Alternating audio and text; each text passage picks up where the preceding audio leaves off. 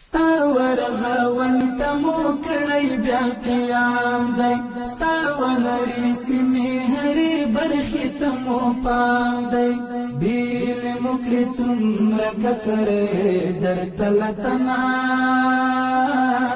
ای ګرانه وطنه ای ګرانه وطنه. د ریاست الوزرا اقتصادي مرستیال الحاج ملا عبدالغني برادر اخوند په مشرۍ د سوالګرو راټولولو کمیټې له لوري د روان 14 مریض کال د وږي یا سنبلې میاشتې تر 22 نیټې د کابل ښار له بېلابېلو سیمو څخه 15914 سوالګر راټول شوي دي. د راټولو شوو سوالګرو له جملې څخه 3802 ښځینه دي چې تر ارزونې وروسته 1009 مستحقې او 2803 بیا حرفوي سوالګرې پیژندل شوي دي. 513 نور نارینه دي چې تر ارزونې وروسته 113 مستحق ګڼل شوي او 380 بیا حرفوي سوالګر دي. په راټولو شوو 15914 سوالګرو کې بیا 1540 ماشومان دي چې له ډلې 963 مستحق 923 حرفوي او 38 بیا بې سرپرسته ماشومان دي.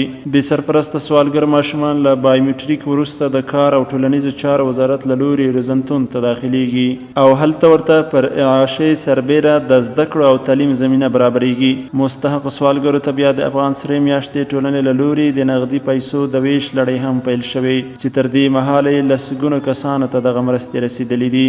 این کار امارات اسلامی خوب است. ما از پشتیبانی میکنیم چون گدایگرها شهر در اصل بسیار بی‌حد هستند.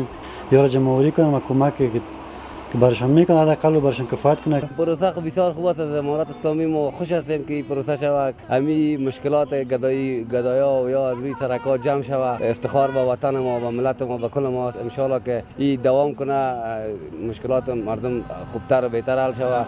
ای ګرانه وطنه